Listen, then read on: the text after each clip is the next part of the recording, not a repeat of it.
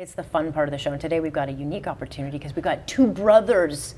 One's a righty and one's a lefty. How good is that? The dinner must be awesome around Thanksgiving time.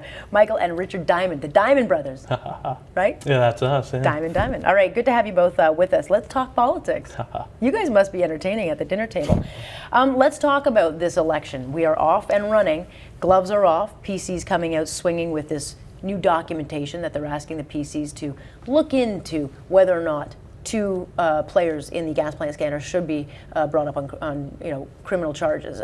Is this going to plague Kathleen Wynne through the campaign, even affect her? Well, you know what? The more we're talking about anything related to the deleted emails and the gas plants, the better it is for Tim Hudak. If that's what the election's going to be about, if Kathleen Wynne's playing defense on that issue specifically, talking about her staff, their corruption, her signature on the document canceling the gas plant, it's a good day for Tim Hudak and Andrea Horwath. Richard?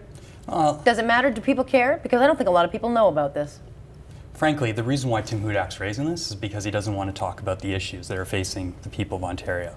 Kathleen Wynne has a plan not only for tomorrow, but for 20 years down the road. This pension plan is great public policy. I disagree with my brother on that, obviously. I know you're a Liberal, but you really believe that we're in good shape under this government? I mean, I Absolutely. know a lot of Liberals who are quietly saying, I'm a Liberal, but I cannot support. Like, can you honestly, just between us, can you go to the ballot box tomorrow and actually say, check, yep, I want them in power, and feel good about it? Absolutely. Kathleen Wynne is the only leader out there who's actually talking about issues that I think are resonating with the middle class. Like the issue of pensions. Only a third of Ontario workers have a workplace pension plan. And don't you worry about what that would do to businesses? Well, these people are going to be needing assistance at some point anyways. Why? So, why are we relying on the government to do? Why does the government have to take care of us? And I don't think this is a worthwhile discussion to have on the pension plan. Right now, what the problem is, this is the worst time to implement it. The jobs market has not rebounded. We're still trailing behind the national average on unemployment. So to put in a 2% essentially payroll tax on the employer, right now, when jobs haven't come back, we need, if we're going to do this, it can't be right now. It has to be maybe down the road. But this is a terrible time. Well, in any event, poor Richard feels like he's being ganged up on. I'll let you have your say as to why you think implementing this plan is necessary. Well, okay. Well, first I'd like to say that the reason why Tim Hudak is raising some, DUI charge and all this nonsense, which is personal gutter politics rather than actual substantive discussion on the issues, is because he doesn't want to talk about the issues. The federal government has abdicated its responsibility and is not enhancing the CPP, which would be the preferable option here. So the government of Ontario has to fill the void to protect Ontario workers. And if you read David Dodge's, the former governor of the Bank of Canada's recent report, it's the critical problem facing Canadians is that people aren't saving for their retirement. Well, that's because they're being taxed to death.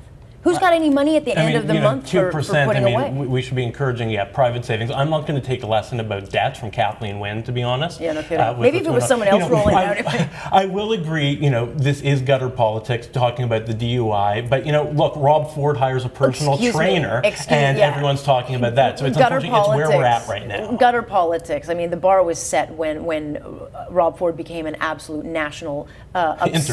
International obsession. And look, if we're still trying to find out where he is, what rehab center, which the media can't see, they're still addicted to him. Right. They haven't gone their own rehab for him. But look, that's where we are. And average people would not get away with this kind of BS. I mean, it's just, who gets into the Premier's office with a conviction behind them who didn't get a background check? It matters because average people would not get away with this kind of behavior. They'd be thrown in jail if they went out and erased documentation, protected documentation. I mean, it's bad behavior. It should be rewarded. And that's on the Premier, Well, it's interesting that you raised the Rob Ford, the Conservative Mayor of Toronto. Sure, because bad behavior should not be rewarded. Well, and Tim Hudak is attacking some staffers when he refused to comment on the highly offensive, misogynistic, and xenophobic comments that Rob Ford made in his drunken stupor. Why does he have to say anything about it? What does it have to do with Tim Hudak? Well, yeah, Rob Ford is not. I mean, it has absolutely nothing to do. He's municipal. He's provincial. The two I don't see where we equate them. Well, because Peter Feist and Laura Miller are connected to the Premier's office. She signed off on these gas plants, so there is a connection. Well, I think the person who's aspiring to be the Premier of Ontario shouldn't be silent on the incredibly unfortunate antics of the mayor of the largest city in the province. And I don't think the premier should be able to get off with saying, I didn't know the OPP were in my office investigating. I mean, she has not answered anybody on what role, if any, did she have in this whole thing. What did she know? How could she not have known there was an investigation going on into her office? How could she not have known delicate, sensitive information was being deleted? I mean, and we're more worried about what Rob Ford said. It just doesn't. What I'm saying is that I think it's very rich for Tim Hudak to be raising these sorts of very personal issues. Like we're talking about this DUI conviction that has absolutely nothing to do with the governance of. But it does because if you go to work and a background check is what you do if you're taking on that kind of contract, it wasn't done.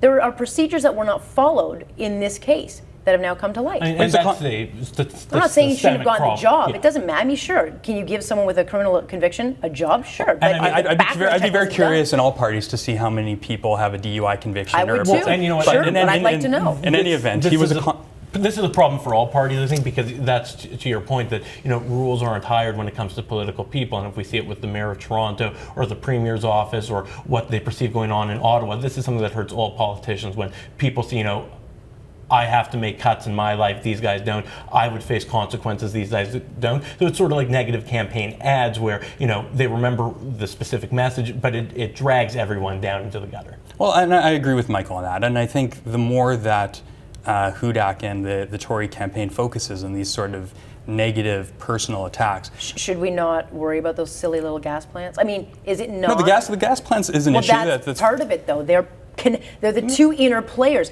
He's accused of getting a key to the office and a password to erase how many documents? I mean, he's connected directly to this, and his lifelong partner was one of the key allies to Mr. McGuinty, who, has flown off and taken his nice little $300,000 severance package to teach at Harvard. These are people that were directly involved. They are directly accused in this gas plant scandal. Yeah, and I don't care. It's not small politics. I don't care about the DUI, but I don't care about the DUI speaking, either. Then why is it being raised? Because politically speaking, it's smart. It's smart politics to keep Peter Feist in the news. Maybe that's we should. I wish we were having elections where we were talking about issues and the million jobs plan, but we're on day one. But everything that Tim Hudak can do to keep that couple in the news is good politics for him. Is that unfortunate? Probably, but it's reality. It's not. It's not convenient for Liberals, but nonetheless. Let me ask you about this. Is it smart for Premier Wynne to pick a fight with the Prime Minister of Canada on pensions? I mean, criticizing. Absolutely. Well, she gets a pretty nifty little payout too. Do you know how much she's making? Her severance is $313,000 upwards. Let's hope she gets it. And on the bottom end, she's getting $280,000, but she also gets a nifty little pension herself of $171,000. It's not that less. It's not much less than the Prime Minister makes. I mean, why would you pick a fight with him? She's got enough on her plate in Ontario. Well, because the Prime Minister and the Conservative government are, as I said, are abdicating their responsibilities to Canadians by not enhancing CPP. So it's forcing the province of Ontario to step in and do something. I always feel bad for the federal government, no matter who is in power, because whenever an election comes around, there's a municipal election and you're going to have candidates for mayor blaming the province, and when there's a provincial election, you have them blaming the federal government. The federal government has no one left to blame. So, the buck has to stop somewhere, obviously, but, the federal government's often getting the short end of the stick in interjurisdictional spats. But right now, I just think, even if this is a worthwhile thing to explore, this provincial pension plan, right now, as I said, when there's a jobs crisis going on, adding a 2% employer payroll tax and an employee one on the flip side also, it's terrible timing. That's, Tim Hudak's talking about this million jobs plan. I don't know what it means exactly, but, at least he's talking about creating jobs. Kathleen Wynne's talking about putting an impediment in the way of bringing jobs back. What Harper does is he attacks the Chief Justice of Canada. Who made a very inappropriate phone call, which he did not take. That is absolutely ridiculous. Well, it's not ridiculous. No, it is ridiculous. It's not ridiculous. How is it ridiculous? She made a phone call. Chief Justices of the Supreme Court of Canada are always consulted on appointments to the Supreme Court. Well, Nadon was not, it's not that he wasn't qualified, but he sat on the federal court. He did not practice civil law. He was not constitutionally able. Judges don't make phone calls to the Prime Minister of Canada on pending decisions. They don't. It's not a pending decision. It wasn't before the court. It was not before the court. It was very appropriate. Going before. No, it wasn't. It was going before. He wasn't even appointed yet. He didn't even take the phone. Well, so let me ask you this. This is the Had he not Reform said Party. anything, he's damned if he does and he's damned Well, if he on doesn't. this one, No, you know, because we're not he getting into lost this. the Minister was right to not take the call. She was not wrong to make the call, but he knew it was going to go to the court. The Chief Justice is the head of a branch of government. They should talk, but the Absolutely. Prime Minister was right to not take the call. Sure, and I got to leave it there because now we're going into my next segment. Thank you, gentlemen. Thanks. I'd like to be invited to a family dinner. Thank you. I'll sit right in between you. That's Richard Michael Diamond joining us this morning. All right.